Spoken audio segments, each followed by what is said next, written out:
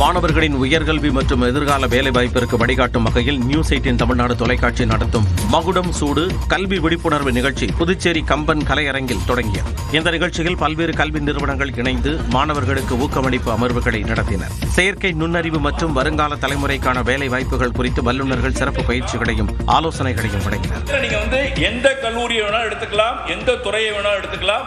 ஆனால் அதற்கான அறிவுகளையும் ஆற்றல்களையும் நீங்கள் வளர்த்துக் கொண்டால் மட்டுமே தான் உங்களுக்கு வேலை. 12ஆம் வகுப்புக்கு பிறகு எந்த படிப்பை தேர்வு செய்வது, எந்த துறையில் அதிக வேலை வாய்ப்புகள் உள்ளன என்பது போன்ற சந்தேகங்களுக்கு இந்த நிகழ்ச்சி முற்றுப்புள்ளி வைத்ததாக மாணவர்கள் நிகழ்ச்சியுடன் தெரிவித்தனர்.